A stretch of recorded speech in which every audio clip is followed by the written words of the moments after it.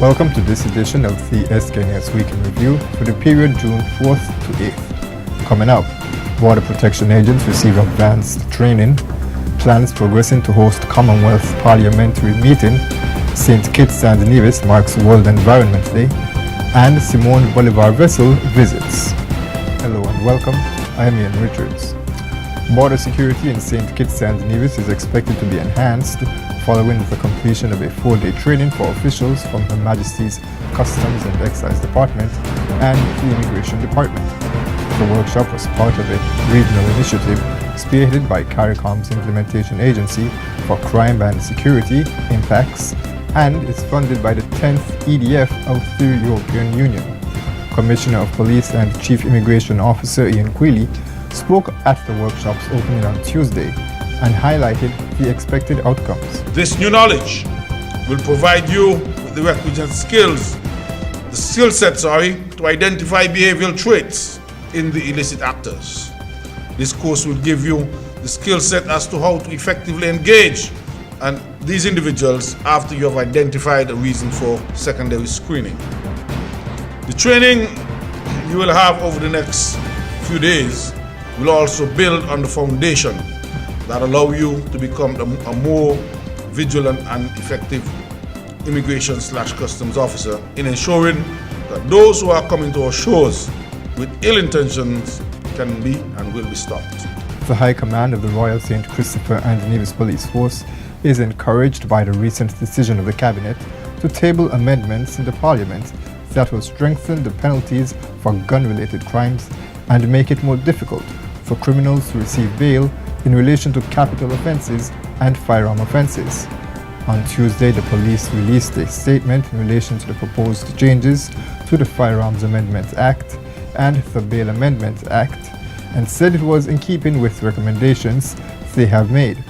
Commissioner Quealy said anything that contributes to ensuring citizen safety is welcomed by the police, and we, as he said, quote, welcome this bold initiative. Parliamentary rules and procedures and other related matters will be discussed at the 42nd Annual 42nd Regional Conference of the Caribbean, the Americas, and the Atlantic region of the Commonwealth Parliamentary Association that will be held in St. Kitts and Nevis. Speaker of the National Assembly, Honorable Anthony Michael Perkins, appeared on Working For You on Wednesday to update the nation on plans for the June 16 to 23 meeting. He shared a bit about the theme. The theme of the conference is enhancing democracy through the use of the parliamentary system and the media. So that's where I think someone like you would come in. Yes. And I'm hoping that you'll have a say, and all the other media houses, would choose to be a part of the open sessions and can come by and share their thoughts and ideas with us. Prime Minister of St. Kitts and Nevis, Dr. The Honorable Timothy Harris, began an official visit to the Republic of China, Taiwan on Monday in a bid to further strengthen bilateral ties between the two countries. On Wednesday, Dr. Harris met with Taiwan's President, Her Excellency Dr. Tsai Ing-wen, who assured her nation's commitment to continue to support the Federation's development goals in areas such as law enforcement, agriculture, education, health, and renewable energy. Likewise, Prime Minister Harris noted that St. Kitts and Nevis will continue to support Taiwan in the international arena. While the other Prime Minister also met with other high-ranking government officials, including the Minister of Foreign Affairs, Ambassador David Lee, the Mayor of Kaohsiung City Government, Ms. Chen Chu, the National Association of Small and Medium Enterprises, and the Taiwan External Trade and Development Council. The Prime Minister's trip was highly successful as he was able to deepen ties with the Federation's most significant bilateral partner and to discuss investment opportunities. St. Kitts and Nevis joined with international partner countries to mark World Environment Day on Tuesday. The day is celebrated on June 5 every year as part of the United Nations effort to promote global awareness and action for the protection of the environment.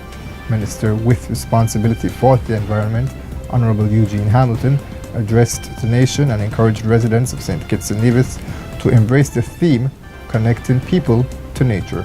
In embracing the beauties that our natural environment provide for us, let us as a people become more environmentally conscious. This means that I should call on all of you, all of us, to respect and protect nature. Work together to protect and conserve our natural resources, to ensure that we utilize our environmental resources for our daily needs in a sustainable manner, and that our land of beauty remains a place where current and future generations can thrive in harmony with nature. The Simon Bolivar ship from Venezuela cruised into Port Zante on Wednesday, bearing the banner of peace, love, and friendship.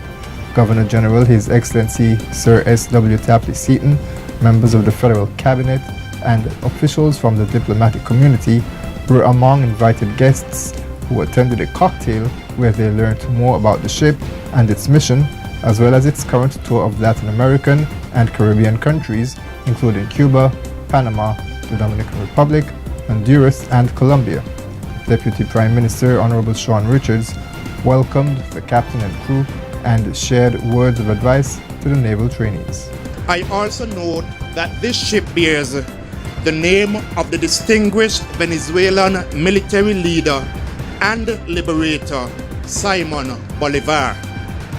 My knowledge of your national icon, Simon Bolivar, includes him being committed to securing the independence of your nation from Spanish rule, and of him giving selfless service for the defense of the liberties of his people. I therefore urge your military students on board to embody the spirit of selfless national service of Simon Bolivar as you embrace your role of being the vanguard for peace and liberty in your nation. Approximately 150 persons in St. Kitts and Nevis benefited from hearing healthcare sessions implemented by the Starkey Hearing Foundation in collaboration with the Ministry of Health and the Rotary Club of Layamiga. Kirk Richards is the Foundation's International Development Director. We're creating a sustainable program here where we will identify the patients that need hearing aids, and then through the support of the local nurses, we'll also be doing following-up care. And follow-up care just means that we'll be doing aftercare with all the patients, making sure the patients are using the hearing aids correctly, making sure that they have batteries, supply batteries that they need to make sure that the hearing aids are still functional. If they're damaged or they need to be cleaned, they'll have a contact person through our program that they'll begin reaching out to get new hearing aids, or to troubleshoot with them on how to clean the hearing aids. Every year we plan to return to the islands, because it's a small island, but I'm sure we're going to be finding patients who can use our services. So we'll be more than happy to come back every year. And again, that relationship is through the Ministry of Health and the Rotary. So they'll update us and saying, okay, here's a new list of patients that we've identified that are in need of your services. That's all for this edition of SKNIS Week in Review. Have a good one.